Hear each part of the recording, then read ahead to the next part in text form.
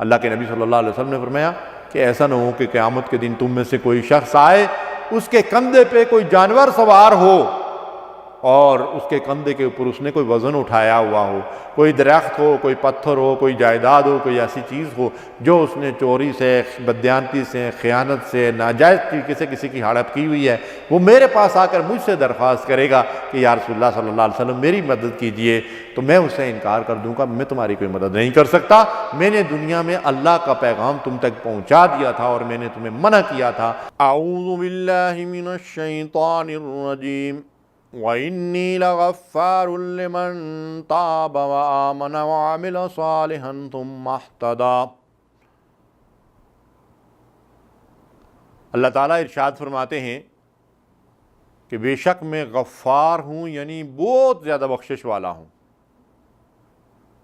یہ مبالغے کا صیغہ ہے، غفار، اللہ تعالیٰ بہت زیادہ بخشنے والا ہے۔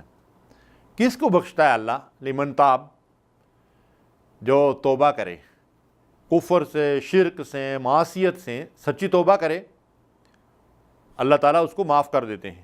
وآمنا، اب کفر، شرک سب کچھ چھوڑ دیا، توبہ کر لی، لیکن ایمان نہیں لائے گا تو توبہ قبول نہیں ہوگی، پھر وہ ایمان لے آئے۔ وعمل صالحا، اب ایمان لانے کے بعد اس ایمان کے تقاضے عملی طور پر پورا کرے۔ اب وہ ایمان اس کو حکم دیتا ہے اللہ کی اطاعت کرو، نماز پڑھو، روزہ رکھو، تلاوت کرو، ذکر کرو، سچ بولو، دیانتداری کرو، رزق حلال کھاؤ، تو اب اس کا عمل اس کے ایمان کے تابع ہو، یعنی جو ایمان کا تقاضا ہے اس کے مطابق اس کا عمل ہو۔ ثم اہتدیٰ، پھر راہ راست پر قائم رہے۔ یہ نہیں کہ ایک دن اللہ کی اطاعت کی اور دوسرے دن اللہ کی نافرمانی اور سب کچھ مکس کر دیا، نہیں، ہدایت کے راستے پہ پھر استقامت اختیار کرے۔ تو یہ شرائط ہیں جن کے ساتھ کسی شخص کی توبہ قبول ہوتی ہے۔ تو ناظرین محترم، اگر کسی سے کوئی کبیرہ گناہ سرزد ہو گیا ہے، صغیرہ گناہ اللہ نیک اعمال کی برکت سے معاف فرما دیتے ہیں، مثلا نماز پڑھی، روزہ رکھا، تلاوت کی، ذکر کیا، دعا کی، تو چھوٹے گناہ، صغیرہ گناہ اللہ تبارک و تعالیٰ نیک اعمال کی برکت سے معاف فرما دیتے ہیں۔ کبیرہ گناہ کیا ہے؟ شرک کبیرہ گناہ ہے، والدین کی نافرمانی کبیرہ گناہ ہے، حرام کھانا کبیرہ گناہ ہے، جھوٹ بولنا، جھوٹی گواہی دینا، اسی طرح زنا، شراب وغیرہ جو ہیں، یہ کبیرہ گناہ ہیں۔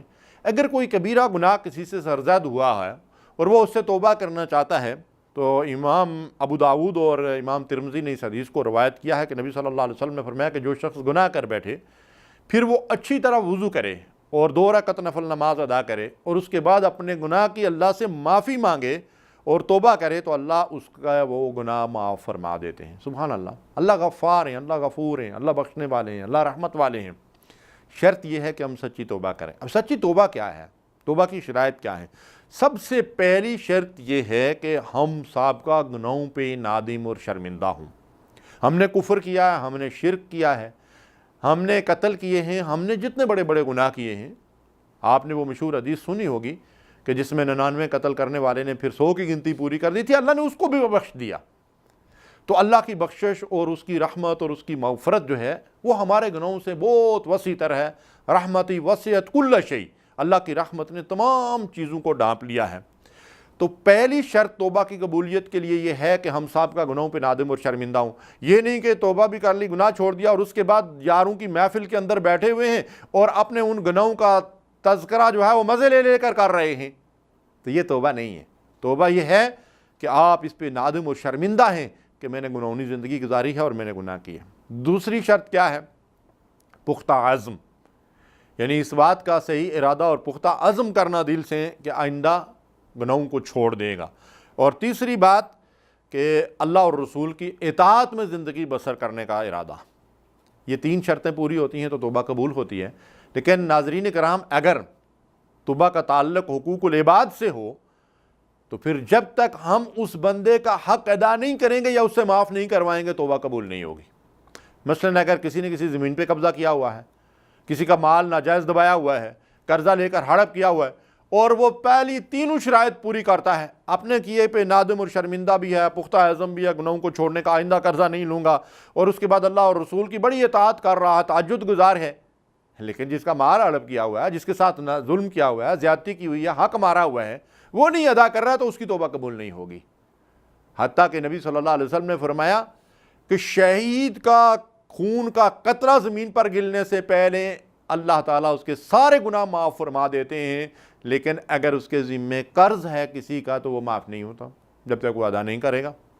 تو اس لیے حقوق العباد کا معاملہ بڑا اہم ہے، یا تو اس شخص سے معافی تلافی کروائیں یا اس کا حق ادا کریں، اور خدا نخواستہ ہے اگر جس کا کوئی حق دینا تھا وہ مر گیا ہے تو اس کے ورثاء باقی ہیں، اس کے وارثوں کے پاس جائیں، ان سے معاف کروائیں یا ان کو وہ حق دیں، تب جا کر توبہ جو ہے وہ قیامت کے دن تب جا کر توبہ قبول ہوگی۔ اللہ کے نبی صلی اللہ علیہ وسلم نے فرمایا کہ ایسا نہ ہو کہ قیامت کے دن تم میں سے کوئی شخص آئے، اس کے کندھے پہ کوئی جانور سوار ہو اور اس کے کندھے کے اوپر اس نے کوئی وزن اٹھایا ہوا ہو، کوئی درخت ہو، کوئی پتھر ہو، کوئی جائیداد ہو، کوئی ایسی چیز ہو جو اس نے چوری سے، بددیانتی سے، خیانت سے، ناجائز طریقے سے کسی کی ہڑپ کی ہوئی ہے، وہ میرے پاس آ کر مجھ سے درخواست کرے گا کہ یا رسول اللہ صلی اللہ علیہ وسلم میری مدد کیجئے، تو میں اس سے انکار کر دوں گا، میں تمہاری کوئی مدد نہیں کر سکتا، میں نے دنیا میں اللہ کا پیغام تم تک پہنچا دیا تھا اور میں نے تمہیں منع کیا تھا کہ کسی بندے کے حقوق نہ ضائع کرنا اور حقوق العباد کے اندر کوتاہی نہ کرنا، آج میں تمہارے کسی کام نہیں آ سکتا۔ دیکھیے کتنا خوفناک منظر ہے۔ اللہ رب العالمین سے دعا ہے کہ وہ ہمیں سچی توبہ کی توفیق عطا فرمائے تاکہ ہم گناہوں سے پاک صاف ہو کر اللہ کے حضور حاضر ہوں۔ اللہم صلی علی سیدنا محمد